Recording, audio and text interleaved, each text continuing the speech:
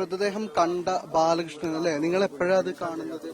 ഞങ്ങള് രാവിലെ ഒരു 8:09 എന്തായിരുന്നു നിങ്ങള്?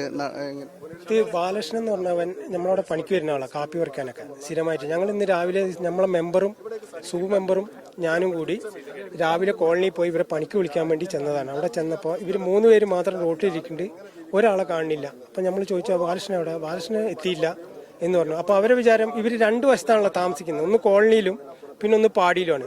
അപ്പോൾ അവർ വിചാരിക്കും പാടി പോയിട്ടുണ്ടാവുന്നത്, പാടിയത്തവർ വിചാരിച്ചിട്ടുണ്ടാവും കോളനി പോയിന്ന്. അപ്പോൾ ഈ രണ്ടിന്റെ ഇടയിലാണ് ഇത് സംഭവിച്ചത്.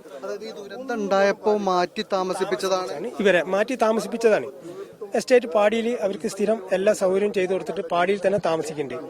പക്ഷെ ഇവർക്ക് കാട്ടിൽ നിന്നും വനവിഭവങ്ങളൊക്കെ ശേഖരിക്കേണ്ടതുകൊണ്ട് ഇവരെപ്പോഴും കോളനി തന്നെ പോകാറുണ്ട്. അവിടെ പോവും, അവിടെ സാധനങ്ങളൊക്കെ ശേഖരിച്ച് വെച്ച് ആഴ്ചയിൽ ഒരു ദിവസം അവിടെ ഇവിടെ കൊണ്ട് വിറ്റ് അങ്ങനെ ജീവിച്ചു പോകുന്ന ആൾക്കാരാണ്. ഈ കാപ്പി പൊരി സീസണിലും മറ്റ് നമ്മളെ പറമ്പിലൊക്കെ പണി ഉണ്ടെങ്കിൽ മാത്രം അവർ പണിക്ക് വരും. അവരെ കാണാത്തതുകൊണ്ട് തെരഞ്ഞ് നിങ്ങൾ പോയ സമയത്ത് ഞങ്ങളും അവർ സാധാരണ രീതിയിൽ ഇവർ ഇവിടെ ഉണ്ടാവും, അല്ലെങ്കിൽ പാടിയിലുണ്ടാവും, അങ്ങനെ നമ്മൾ വിശ്വസിക്കുള്ളൂ. ഇങ്ങനത്തെ ഒരു ഏരിയയിൽ ആന പിടിക്കുന്നുള്ള നമ്മളൊരു ചിന്ത പോയില്ല.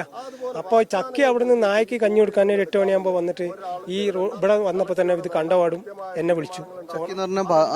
ഭാസ്കരൻ, അതായത് ഈ വല്യമ്മ, ഇവന്റെ വല്യമ്മ എന്നോട് പറഞ്ഞപ്പോൾ ഞാനപ്പോൾ തന്നെ ഫോൺ ചെയ്തതോടെ ഞാൻ ചൂരമലിന്ന് വണ്ടി എടുത്ത് അടിച്ചു ഇവിടെ വന്ന്. കാണുമ്പത്തെ അവസ്ഥ പറഞ്ഞാൽ തല ചപ്പി ഒന്നുമില്ല.